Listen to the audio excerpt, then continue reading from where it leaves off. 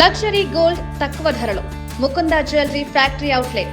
No making charges. Suresh గారు ఇప్పుడు చూస్తే మనము ఇరాన్లో ఈ ప్రభుత్వం లేకపోతే ముస్తఫా కావచ్చు లేకపోతే ఐఆర్జీసీ ఇలా మొత్తం రెండు గ్రూపుల్లాగా ఇరాన్లోనే రెండు గ్రూపుల్లాగా తయారయ్యాయి. ఐఆర్జీసీలో చీలిక వచ్చింది అనేది జరుగుతుంది. ఇది ఎంతవరకు కరెక్ట్, లేకపోతే ఇది కావాలని యుఎస్ ఇది చేస్తుంది? సైకలాజికల్ నెరేటివ్ గేమ్ ఉంటుంది ఎప్పుడు, కానీ దాంట్లో ఇరాన్లో మీరు వ్యతిరేకిస్తే నెక్స్ట్ డే మీరు ఉండరు.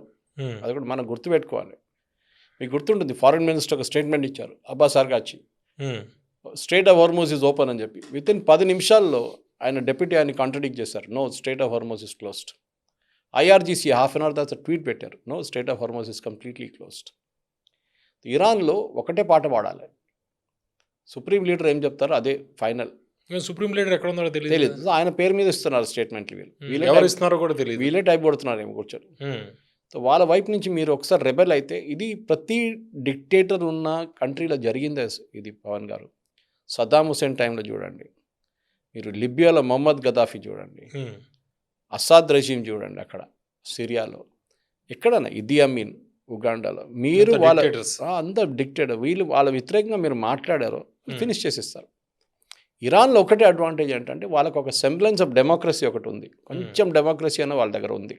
వాటిలో గల్ఫ్లో అదొకటే కదా. అదే వాళ్ళ గల్ఫ్లోనే ఒకటే డెమోక్రటిక్ కంట్రీ అంటే ఇరాన్ ఒకటే ఉంది. రిపబ్లిక్ ఆఫ్ వాళ్ళ దగ్గర ఒక గ్రూప్ ఆఫ్ లీడర్స్ కలిసి డిసిషన్ తీసుకుంటారు. సుప్రీం కౌన్సిల్ ఒక మనిషి కాదు తీసుకుని, కానీ ఫైనలీ సుప్రీం లీడర్ ఆయన అక్కడి నుంచి వీళ్ళు ఆర్డర్ ఇస్తారు, వీళ్ళు అనలైజ్ చేస్తారు.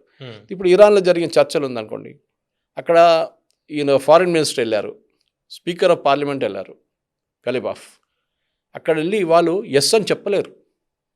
మీరు వాళ్ళ సిచ్యువేషన్ అర్థం చేసుకోండి. వాళ్ళు ఏమంటారు, వెళ్ళారనుకోండి, ఇప్పుడు వెళ్ళలేదు, ఇప్పుడు దాకా వెళ్ళారనుకోండి, అమెరికా కాగితం పెడితే ఏమంటారు వాళ్ళు, we have to take it back, మా సుప్రీం కౌన్సిల్ చూపించి వాళ్ళ అప్రూవల్ తీసుకున్న తర్వాతే మేమేమైనా రెస్పాన్స్ ఇవ్వచ్చు, మేము ఎస్ ఆర్ నో అని చెప్పడానికి వాళ్ళ అథరైజేషన్ ఇవ్వాలి మాకు. ప్రెసిడెంట్ ట్రంప్ అదే స్టామర్ మీద, బ్రిటిష్ ప్రైమ్ మినిస్టర్ మీద జోక్ వేశారు కదా, మీకు గుర్తుంటుంది. స్టామర్ దగ్గర చెప్పారంట, మీ దగ్గర ఉన్న ఎయిర్క్రాఫ్ట్ క్యారియర్ పంపించండి అక్కడికి స్ట్రేట్ ఆఫ్ హార్మోజ్కి అని చెప్పారంట 3 వారాల ముందు. స్టామర్ అన్నారంట, అది కొంచెం ఒక్కటైతే మా దగ్గర క్యారియర్ లేదు, అది రిపేర్లో పడింది ఎక్కడో, ఇంకా కొన్ని షిప్స్ నేను పంపిస్తాను, కానీ to discuss with my cabinet అన్నారంట. ఏనా నువ్వు క్యాబినెట్తో డిస్కస్ చేస్తున్నావు, నువ్వు ప్రైమ్ మినిస్టర్ కదా అని అడిగారంట. చూడు నన్ను చూడు, నేనే డిసిషన్ తీసుకుంటున్నాను. అది కాదు, అట్లా జరగదు అన్ని దేశాల్లో. ఈవెన్ హియర్ ఆల్సో యుద్ధానికి వెళ్ళడానికి ఉన్న అప్రూవల్ యుఎస్ కాంగ్రెస్ ఇవ్వాలి, అంటే వాళ్ళ పార్లమెంట్ ఇవ్వాలి దాకా వాళ్ళ అప్రూవల్ ఇవ్వలేదు. ఎందుకంటే వాళ్ళది టెక్నికలీ అట్ వార్ అనగానే అమెరికాలో ఒక డెఫినేషన్ ఏంటంటే, ఎప్పుడు కాంగ్రెస్ ఎప్పుడు అప్రూవ్ చేయాలంటే బూట్స్ ఆన్ ద గ్రౌండ్. ఏ రోజు మీ సోల్జర్స్ని మీరు ల్యాండ్లో దింపుతారో ఆ రోజు అమెరికన్ కాంగ్రెస్ దాన్ని అప్రూవ్ చేయాలి. అప్పుడు మీరు టెక్నికల్ యుద్ధంలో ఉన్నారు, then you are at war. ఇప్పుడు మీరు నాట్ ఎట్ వార్, మీ నేవీ ఎక్కడో తిరుగుతుంది, మీ ఎయిర్ ఫోర్స్ ఎక్కడ తిరుగుతుంది ఆకాశంలో, బూట్స్ ఆన్ ద గ్రౌండ్ కాలేదు. కానీ ఏ రోజు బూట్స్ ఆన్ ద గ్రౌండ్ జరుగుతుందో ఆ రోజు మీరు కాంగ్రెస్ అప్రూవ్ చేయాల్సింది, ఆఫ్ఘనిస్తాన్ లాగానో ఇరాక్ లాగానో. అందుకే కీలకమా ఇప్పటిదాకా వాళ్ళు డైరెక్ట్ ల్యాండ్ మీదకి రావట్లేదు. లేదు, ఒకటి అమెరికాలో ఉన్న ప్రజలకి బూట్స్ ఆన్ ద గ్రౌండ్ అంటే చాలా భయపడతారు. వియట్నాం తర్వాత, ఆఫ్ఘనిస్తాన్ తర్వాత, ఇరాక్ తర్వాత అక్కడ జరిగిన ఎంతో మంది చనిపోయారు అమెరికన్ సోల్జర్స్. వాళ్ళకి అది బూట్స్ ఆన్ ద గ్రౌండ్ అనగానే చాలా సెన్సిటివ్ ఇష్యూ. అప్పుడు మొత్తం వార్ ట్రంప్ వ్యతిరేకంగా అయిపోతారు అందరూ. అంటే ఫైటర్ జెట్లు, నేవీ ఇవే జరుగుతుంది. అక్కడ లాస్ లేదు కదా మీకు, అప్పుడు కూడా 13 మంది చనిపోయారు, ఇప్పుడు దాకా 170-180 మంది గాయాలైనాయి.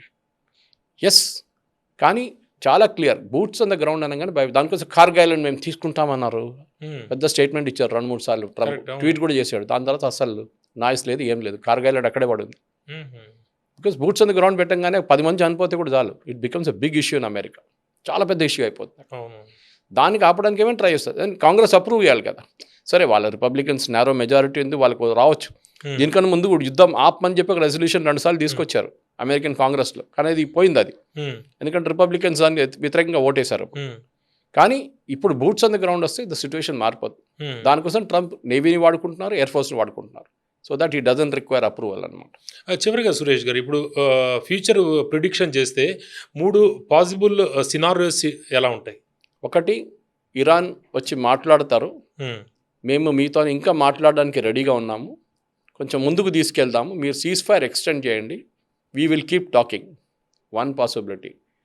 సెకండ్ పాసిబిలిటీ, ప్రెసిడెంట్ ట్రంప్ ఏమంటారంటే, నేను స్ట్రెయిట్ ఆఫ్ హార్మోస్లో ఉన్న మీ వైపు ఉన్న బ్లాకేడ్ని మేము తీసేస్తున్నాం, మీరు కూడా తీసేసేయండి, సీజ్ ఫైర్ ఎక్స్టెండ్ చేద్దాం, మళ్ళీ మన టాక్స్ పెట్టుకుందాం.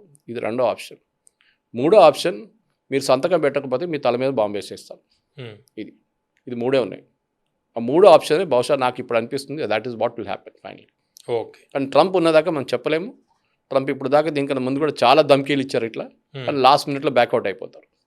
బహుశా ఈసారి కూడా అదే జరగవచ్చు. నేను సీజ్ ఫైర్ ఎక్స్టెండ్ చేస్తున్నాను, మళ్ళీ మాట్లాడుతున్నాం మేము, ఇంకా మాకు మాట్లాడాలని ఉంది, నాకు చాలా నచ్చారు ఇరానియన్స్, ఇంకా మాట్లాడదామని చెప్పి ఒక ఎక్స్క్యూజ్ క్రియేట్ చేస్తారు. అది కానీ అది ఎక్కువ రోజులు తీసుకెళ్ళాడు. ఎందుకంటే అమెరికాలో ఉన్న ప్రజలు అంటున్నారు మీద అంతా బంద్ చేసి దుకాణం బంద్ చేసి ఇంటికి రండి అంటున్నారు వాళ్ళు.